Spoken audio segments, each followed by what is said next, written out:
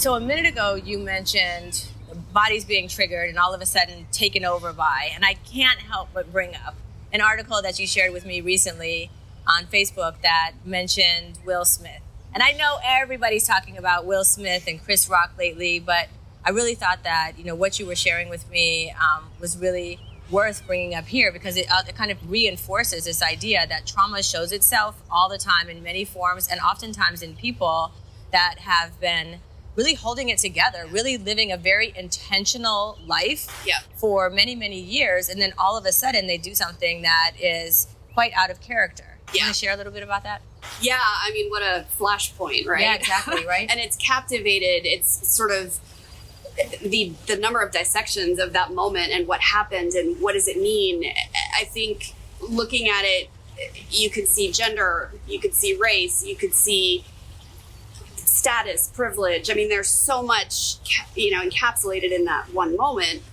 When I was watching it, and I immediately thought that's a trauma response. Interesting. And because he even looked different. Yeah. Like the look on his face when he was, after he hit Chris Rock, which again, like you said, he was fuming. It was in the split second.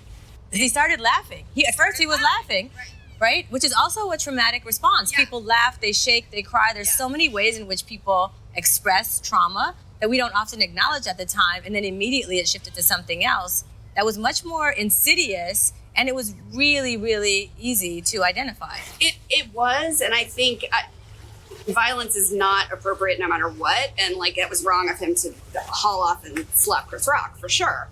But when I watched that, and then I watched the tearful speech, and he just looked like he was unraveling. Yeah. And I thought, oh my God, there's so much pain. He looked like somebody in the wake of a PTSD trigger. Yeah. And he looked like somebody who, I mean, my heart just went out to him. My heart went out to everybody in this situation. I think that there was a lot of pain that got amplified. Yeah.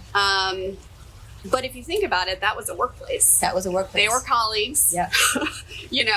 And they are colleagues.